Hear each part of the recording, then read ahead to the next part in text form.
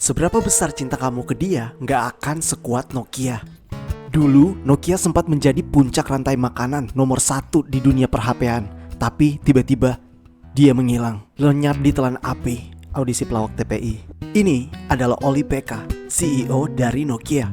Dia punya pedoman hidup yang slow, aman bos. Ini bekerja selama bertahun-tahun. Tapi satu saat di tahun 2007, Steve Jobs dari Apple melakukan revolusi di dalam dunia HP. Dia memperkenalkan iPhone pertama. iPhone pertama ini memperkenalkan konsep dari App Store, di mana kita bisa mendownload aplikasi dengan sangat mudah. Ini sama kayak Play Store-nya Android. Oke, untuk kalian kelahiran 2010 ke atas, biar Om jelasin.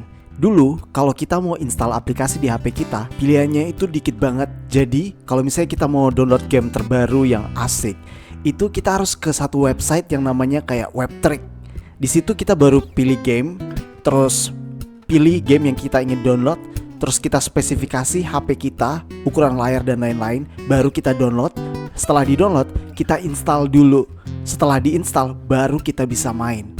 Nah, proses ini panjang banget dan sudah pasti nggak disukai oleh orang-orang. Beda banget kalau misalnya di Play Store. Kita tinggal sentuh aplikasi yang ingin kita install dan langsung terinstall di HP kita secara mudah. Nggak perlu spesifikasi dan lain-lain. Dan ini fitur yang disukai banget oleh orang-orang. Di satu press conference, CEO dari Nokia sempat ditanya wartawan tentang Apple dan Android yang mulai mengejar mereka. Tapi malah dijawab aman. Symbian, sistem operasi yang mereka pakai untuk HP-HP mereka, masih menjadi nomor 1 dan akan sulit dikejar.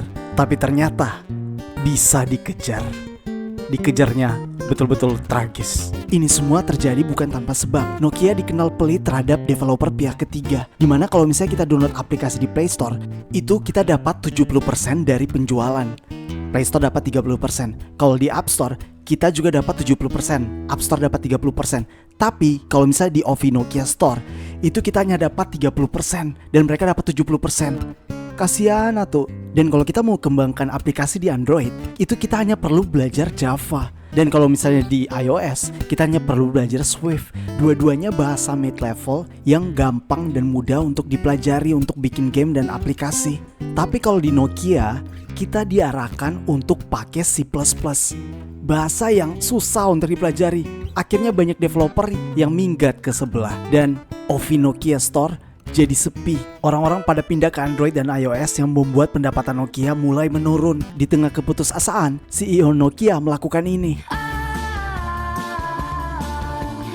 Dia malah memakai Windows 8 di dalam handphone Nokia dengan UI interface kotak-kotaknya yang sangat dibenci oleh umat manusia dari zaman dulu sampai zaman sekarang.